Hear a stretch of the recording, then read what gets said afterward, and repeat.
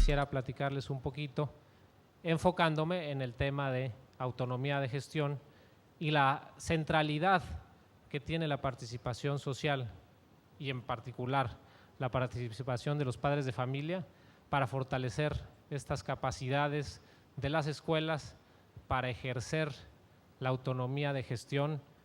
que permita la toma de decisiones más pertinentes para la mejora de la calidad y equidad del servicio educativo.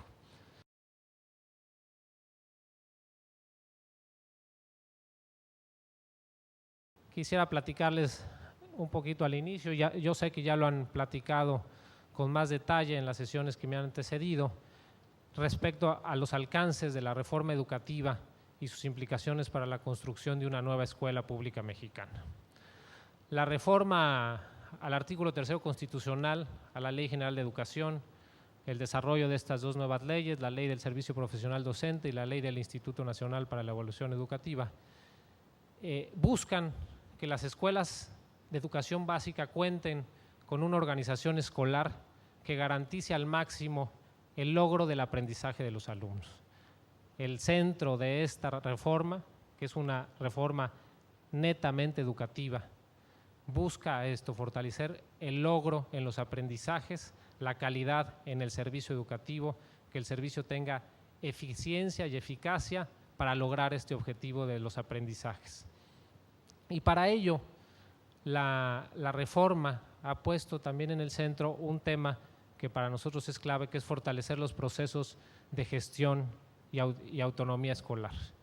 Es desde la escuela acompañada y fortalecida, sobre todo la escuela pública, desde donde puede construirse esa calidad y equidad en la educación, desde donde pueden garantizarse los aprendizajes de cada uno de todos nuestros estudiantes. Esto no implica que es una responsabilidad exclusiva de la escuela, por supuesto, pero sí que los distintos esfuerzos del sistema educativo para lograr este objetivo que hoy nos obliga a la Constitución deben concentrarse en la escuela como centro del sistema. La reforma educativa toca distintas aristas, insisto, las han revisado ustedes con detalle a lo largo de esta sesión. Es una reforma que pone en el centro a la calidad del servicio educativo. Como país hemos avanzado mucho en la cobertura del sistema educativo, en que cada vez más niños y jóvenes accedan a la escuela. Tenemos todavía retos importantes, sobre todo en educación secundaria, en educación media superior, en materia de cobertura, pero urge al país focalizar los distintos esfuerzos en mejorar la calidad del servicio. Y ese es el objetivo central de esta reforma. Para ello pone en el centro el fortalecimiento de la profesionalización de los docentes a través del servicio profesional docente, que busca garantizar un sistema meritocrático para que los mejores profesores accedan al servicio profesional y que a partir de sus méritos, de su esfuerzo, de sus conocimientos, de su compromiso, vayan adquiriendo mayores niveles de ingreso y mayores niveles de responsabilidad. La reforma crea el Sistema Nacional de Evaluación Educativa, un esfuerzo en el que hemos dado pasos importantes en los últimos años, pero que es necesario consolidar. Un sistema educativo que no se evalúa no puede mejorar, no puede identificar dónde están los retos, dónde estamos fallando. La evaluación nos tiene que implicar a todos, no solo a algunos actores del sistema educativo, sino nos tiene que implicar a todos. Y en eso consiste un sistema nacional de evaluación que incluya a los distintos actores como sujetos a estos procesos de evaluación. El tema tiene que ver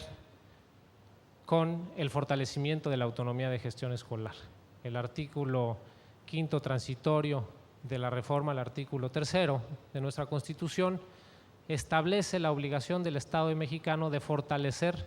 la autonomía de gestión de las escuelas. Y a esto es a lo que quisiera tratar de compartir con ustedes cuál es la visión y cómo entiende este concepto que a veces no es tan claro de autonomía de gestión de las escuelas. Otra reforma fundamental de este proceso fue darle carácter constitucional al compromiso de impulsar la modalidad de escuelas de tiempo completo. Una modalidad de escuelas de tiempo completo que no solo implica escuelas con más tiempo para la enseñanza y el aprendizaje. Las escuelas de tiempo completo son para la Subsecretaría de Educación Básica la oportunidad de, con este tiempo adicional que se tiene que utilizar para el aprendizaje y no para otras actividades, para el aprendizaje integral y la formación integral, por supuesto, de los estudiantes, cómo aprovechar este tiempo para construir el modelo de escuela pública que queremos y al cual debemos de aspirar, no solo en aquellas escuelas que cuentan con este tiempo adicional, sino en todas las escuelas del sistema público. Es decir, las escuelas de tiempo completo serán eje y son eje a lo largo de esta administración de las distintas intervenciones y esfuerzos que buscan fortalecer las capacidades de la escuela, dígase los directores, los docentes, los padres de familia, los estudiantes, para alcanzar los objetivos que ellos mismos se plantean y que de manera general establece la Constitución de la República. Estos son los principales rasgos que toca la reforma y yo quisiera destacar algunos cambios que creo que son relevantes en este espacio. En primer lugar, el artículo 6º de la Constitución, de la Ley General de Educación, que seguramente ya han comentado aquí, pero que vale la pena repetir, dado que se ha, diría yo, mal informado y al tratar de relacionar el concepto de autonomía de gestión con ideas de cuotas obligatorias, de pagos obligatorios por parte de los padres de familia. Nada más falso que ello. La reforma, entendiendo este riesgo, fue explícita y estableció en la Ley General de Educación, en este artículo 6º, la prohibición, insisto, explícita de que cualquier contraprestación que voluntariamente aporten los padres de familia pueda convertirse en una restricción que impida que los estudiantes o que impida o condicione la prestación del servicio educativo. El artículo 6º de la Ley General de Educación señala de manera muy clara que las cuotas, cuando se acuerden en la escuela, tienen que tener este carácter de voluntario y no pueden implicar la condición o impedir que se dé ninguno de los aspectos relacionados con el servicio educativo, la aplicación de exámenes, la entrega de documentación, la asistencia, el acceso a la escuela, etcétera, etcétera. También destaco el artículo 10 de la Ley General de Educación, que incluye también de manera explícita a los padres de familia como uno de los actores fundamentales del sistema educativo nacional. Los padres de familia no son un coadyuvante del sistema educativo, son una parte integral del sistema educativo y esta nueva inclusión en el texto de la ley la tenemos que realizar y desarrollar en cada una de las escuelas. Integrar a los padres de familia como parte integral, como parte activa, participante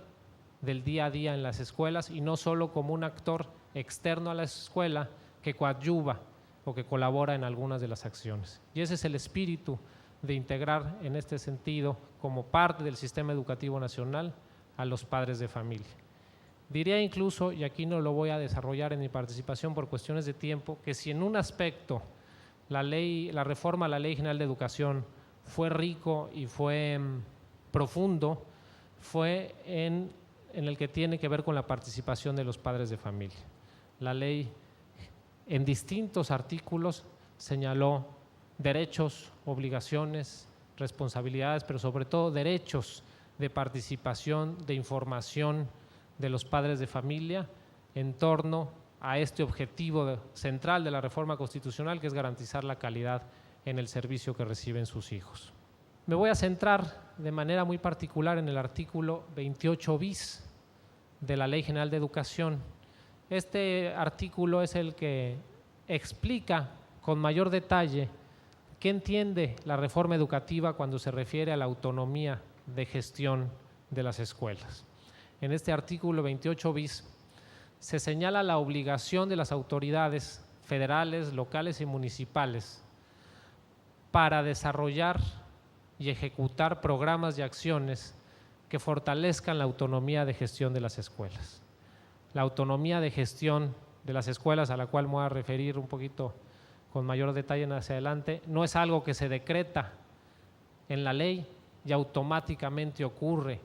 en la vida de nuestras escuelas. La autonomía de gestión y sobre todo la capacidad de las escuelas y de los distintos actores del sistema educativo para ejercer esa autonomía es algo que se tiene que construir en cada uno de los colectivos escolares con el apoyo de los recursos y acciones que genera la autoridad educativa. Y por eso establece esta obligación el artículo 28 bis. Nosotros como autoridad tenemos que desarrollar programas y acciones que fortalezcan estas capacidades de la escuela para ejercer esta capacidad en su toma de decisiones con libertad, con autonomía, a partir del diagnóstico propio que tenga la escuela de los retos que enfrenta. Un ejemplo de cómo pueden o cómo se traduce este mandato de la ley en programas y acciones, creo que el más claro de todos es el programa Escuelas de Calidad. El programa Escuelas de Calidad, precisamente su objetivo desde que nació, y ahora más que nunca a partir del mandato de la ley, nació hace 12 años, en el 2001, es fortalecer la autonomía de gestión de las escuelas. ¿Cómo? Profesionalizando las capacidades de liderazgo y gestión de los directores, generando herramientas para la planeación y la evaluación escolar, dando recursos públicos directos a los planteles para que las escuelas en colegiado decidan para qué son utilizados esos recursos. Esto también ya se hace desde las escuelas de tiempo completo. Y así, desde el ámbito federal y desde el ámbito estatal, desde el ámbito municipal incluso, tenemos la obligación legal de desarrollar acciones y programas que den a las escuelas recursos, capacidades, capacitación, herramientas, materiales que les permitan fortalecer esta capacidad de gestión. Ese es el alcance de esta obligación que establece el artículo 28 bis. Y el artículo 28 bis nos dice otra cosa, algunos otros elementos relevantes relacionados con la autonomía de gestión. Por ejemplo, nos dice que la autonomía tendrá que tener 3 objetivos centrales. Primero, que las escuelas se evalúen, realicen una autoevaluación permanente, una autoevaluación interna, y que junto con los resultados de la evaluación interna, sumados los resultados de las evaluaciones externas que realice, por ejemplo, el INE, deberán utilizar esta información para construir acciones, para definir líneas de trabajo para la mejora continua en el ciclo escolar. Entonces, autonomía para que las escuelas se evalúen y definan con esa libertad las acciones para la mejora. 2, autonomía para la planeación anual de actividades. Una planeación anual que nuevamente se ha impulsado con mucha fuerza desde hace algunos años, por ejemplo, desde el programa Escuelas de Calidad, pero ahora con todo el esfuerzo y fortalecimiento de los consejos técnicos escolares que está impulsando la subsecretaría en alianza con las autoridades educativas de los estados, fortalecer las capacidades para que las escuelas al inicio de cada ciclo escolar, a partir de las evaluaciones, de la información de las evaluaciones que tengan, diagnostiquen cuáles son los principales retos que enfrentan, identifiquen prioridades, definan metas verificables, dice la ley, metas verificables en torno a 2 temas, yo diría muy específicos, que son la calidad en el sistema educativo, que no se traduce en otra cosa, y así lo establece la Constitución, que en los aprendizajes de todos los estudiantes, de cada uno de los estudiantes. Y 2, la equidad en el servicio educativo, que tiene mucho que ver con la permanencia y el éxito de cada uno de nuestros alumnos en el ciclo escolar. Entonces, la ley dice autonomía para que las escuelas planeen, definan metas con respecto a sí mismas, no con respecto los retos que enfrenta cada escuela, y ustedes lo saben mejor que uno, dependen muchísimo del propio contexto, del contexto de sus alumnos, del contexto de sus padres de familia, de la localidad, de los insumos con los que cuentan, de la sociedad que los rodea. Y en ese sentido, las escuelas tienen que definir metas con respecto a sí mismas, mirarse a sí mismas, definir metas y definir acciones, por supuesto, para llegar a esas metas, para que al finalizar el ciclo escolar puedan informar a la comunidad, a los padres de familia, cuáles han sido los avances en conseguir esas metas. Tercera disposición de este artículo 28 dice: autonomía para que las escuelas administren en forma transparente y eficiente los recursos que reciba para mejorar su infraestructura, comprar materiales educativos, resolver problemas de operación, propiciar condiciones de participación. Este artículo tercero